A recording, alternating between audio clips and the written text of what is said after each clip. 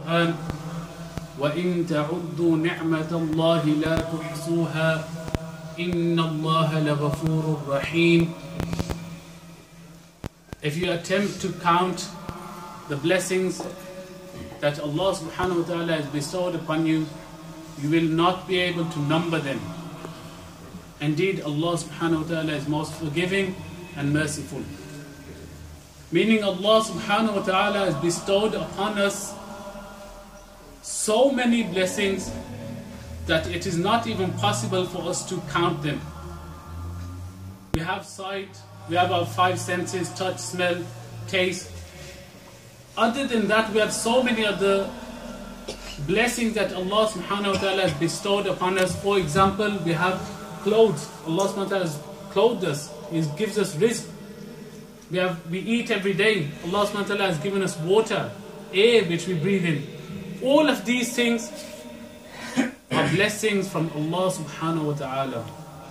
And no matter how much we try and thank Allah subhanahu wa ta'ala for these, it will still never be enough. So remember that if we go to Jannah, inshallah, we go to Jannah, it is from the mercy of Allah subhanahu wa ta'ala that we go to Jannah.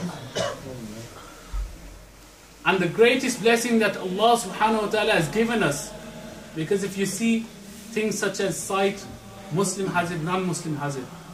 Taste, Muslim has it, non-Muslim has it. All of these blessings we have and they have as well. So what is the difference between us? What blessing do we have that they do not have? It is that Allah subhanahu wa ta'ala has chosen us to be from the ummah of the Prophet sallallahu alaihi wasallam and believe in him. To accept the message which he brought, the final message from Allah subhanahu wa ta'ala, to accept that, believe in that. This is the difference between us and them. And this blessing, we can never pay back. We can never thank enough.